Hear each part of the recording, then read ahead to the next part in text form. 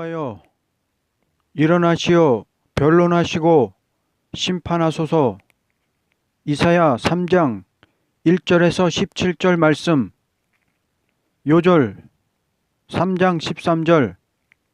여호와께서 변론하러 일어나시며 백성들을 심판하려고 서시도다.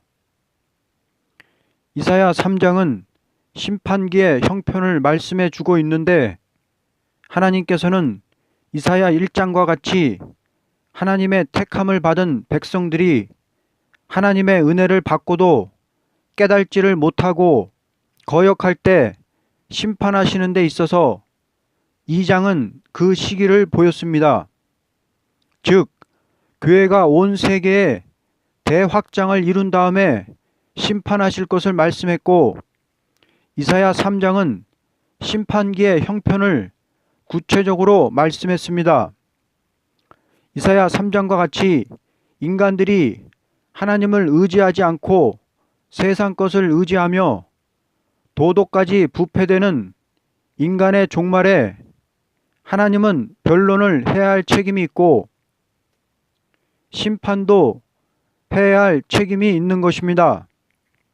왜냐하면 하나님께서 이미 말씀한 예언을 인간이 알도록 변론을 해야만 할 것이요, 인간이 행복되게 할 수 있는 새 시대를 이루기 위해서는 심판을 통해 악인을 없애야 할 의무가 있는 것입니다. 이제 하나님께서 심판기에 변론하러 일어나심에 대하여 어떤 형편에서 여호와는 변론하는 것이냐에 대하여 이사야 3장은 가르친 것입니다.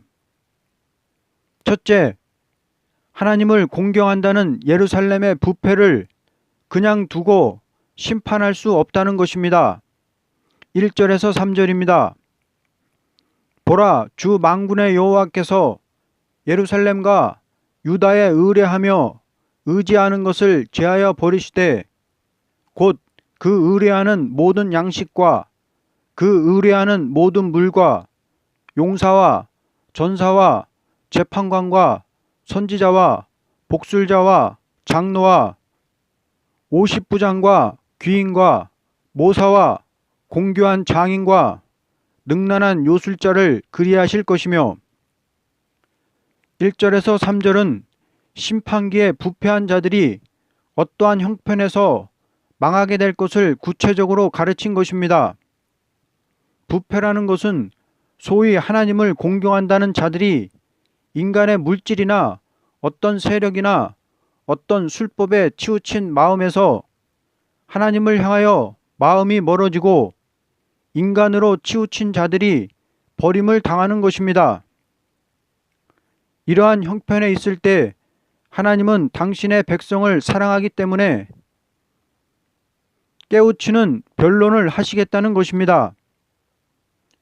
하나님의 변론이라는 것은 당신의 백성이 심판기에 이렇게 하면 너희가 죽을 것이요 저렇게 하면 살리라는 것을 말한 것입니다.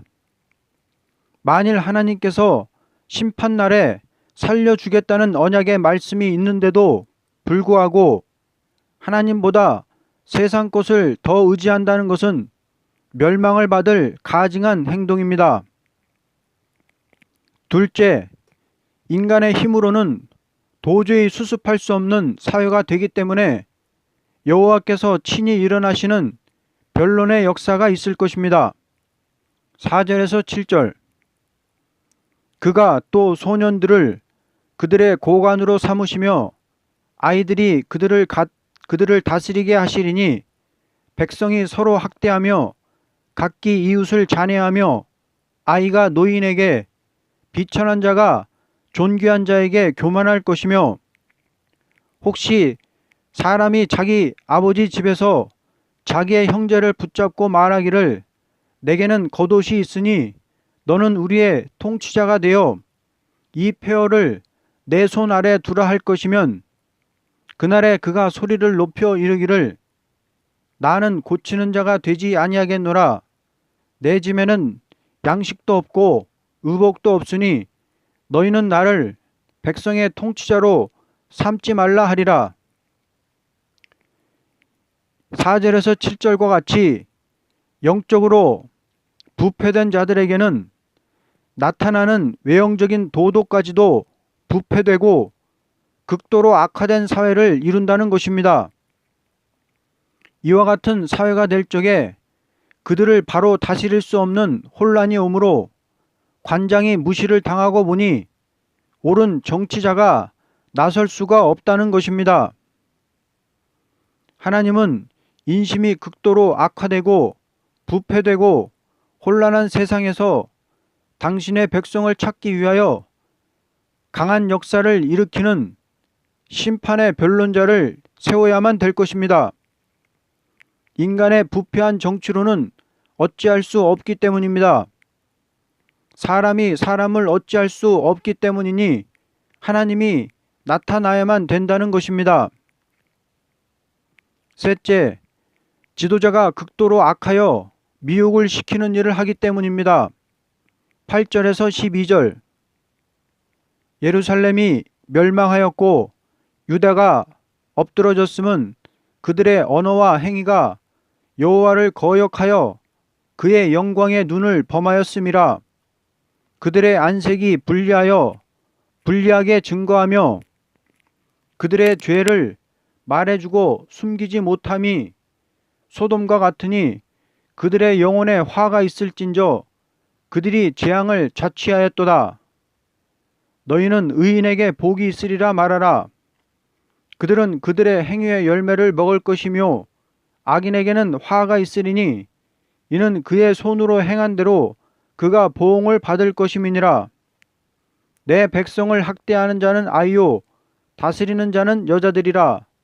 내 백성이여 내 인도자들이 너를 유혹하여 내가 다닐 길을 어지럽히느니라. 이때는 모든 자들이 언어와 행실에 주의치 않고 죄악을 노골화시키는 멸망의 도송이 되고 맙니다.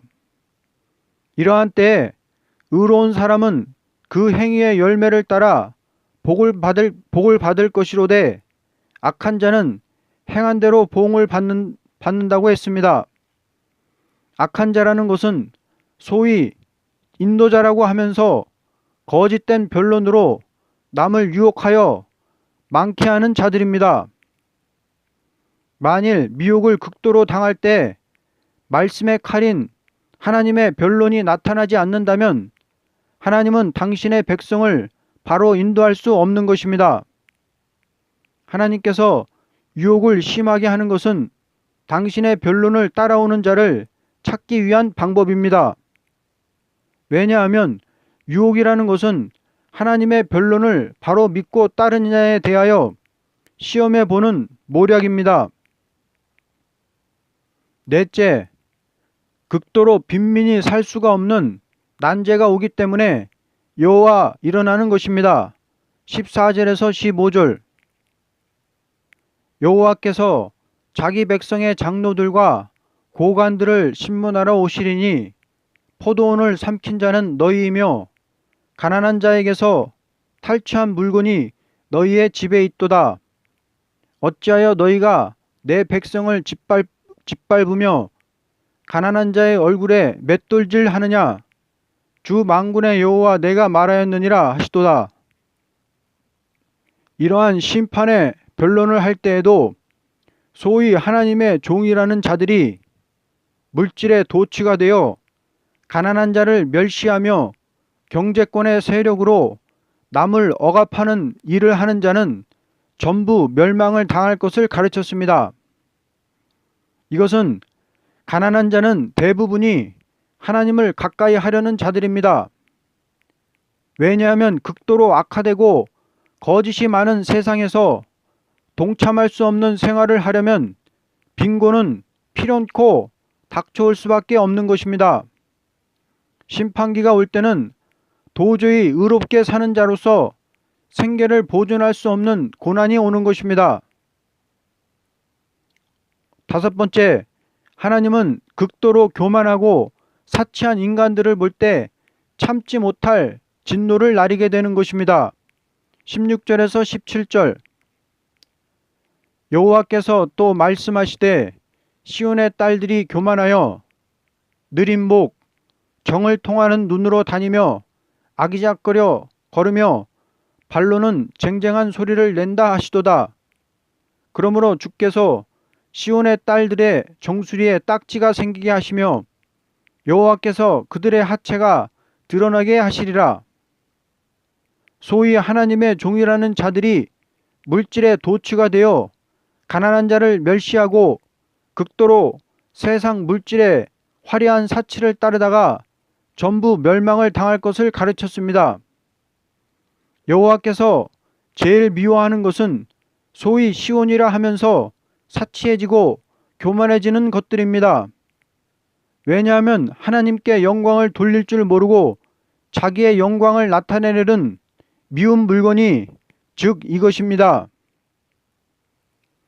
결론적으로 이와 같은 때가 올 때에 하나님은 심판의 변론을 하기 위하여 일어나시며 그 변론대로 심판을 하게 됩니다. 하나님은 시대를 따라 당신의 변론을 나타내는 것입니다.